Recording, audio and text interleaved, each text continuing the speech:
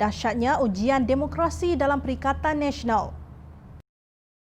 Hari ini, Dewan Rakyat bersidang dengan hanya 80 daripada 222 ahli parlimen dibenarkan menyertainya dalam satu masa. Speaker Dewan Rakyat Datuk Azhar Azizan Harun mengumumkan peraturan baharu ini kemarin. Pecahan 80 ahli parlimen itu merangkumi 41 orang dari kerajaan dan 39 orang dari pembangkang dan bebas. Sekali lagi, penularan pandemik COVID-19 digunakan sebagai alasan. Sebelum ini, Perdana Menteri Perikatan Nasional Tan Sri Muhyiddin Yassin memohon untuk pengisytiharan darurat yang akan menyebabkan parlimen digantung. Alasan yang digunakan ialah penularan pandemik COVID-19. Namun, permohonan itu telah ditolak oleh Yang di-Pertuan Agong dan Majlis Raja-Raja. Alasan baginda ialah menghormati mekanisme semak dan imbang antara pelbagai cabang kerajaan. Baginda juga berperanan untuk mengimbangkan pelbagai tuntutan demi menjamin berlakunya keadilan dan membatasi sebarang unsur penyalahgunaan kuasa. Maknanya Yang di-Pertuan Agong yang disokong oleh Raja-Raja menitahkan supaya Parlimen terus bersidang dengan sepenuhnya. Ketika menerima menghadap Menteri Kewangan Tengku Datuk Seri Zafrul Abdul Aziz pada 4 November lalu, baginda menzahirkan harapan agar kerajaan dapat memperhalusi dengan sebaik-baiknya cadangan yang dikemukakan. Ini bagi merangka belanjawan yang bersifat inklusif dan komprehensif serta berpaksikan kebajikan rakyat, pemulihan ekonomi negara dan pembendungan efektif wabak COVID-19.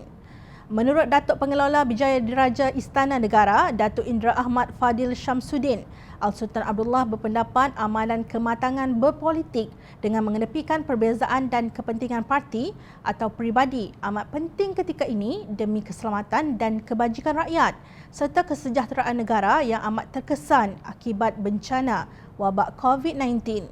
Semangat sebegini adalah selaras dengan budaya syura yang dianjurkan Islam sebagaimana yang dipamerkan oleh Raja-Raja Melayu dalam sesi perbincangan khas di Istana Negara pada 25 Oktober lalu.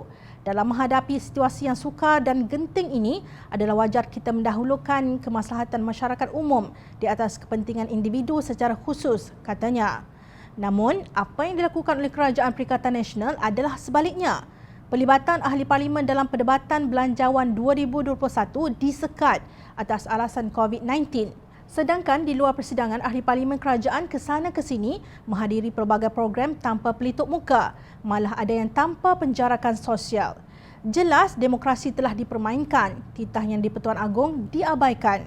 Rakyat diidangkan dengan persidangan parlimen minoriti kerana bilangan yang dibenarkan hadir tidak sampai 50% daripada keseluruhan ahli parlimen. Inikah bentuk syura yang diamalkan di parlimen menerusi peraturan baharu ini? Relevan untuk kita perhatikan apakah fungsi parlimen seperti yang disebut oleh ahli parlimen Pasir Gudang, Hassan Abdul Karim.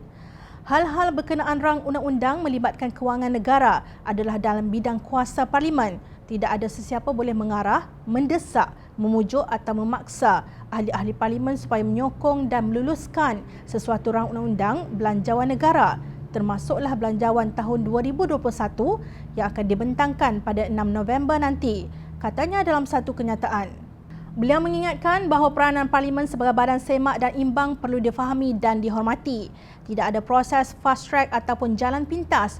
Duit beratus bilion ringgit dalam belanjawan negara 2021 itu adalah duit pembayar cukai dan duit hasil negara milik rakyat dan milik negara.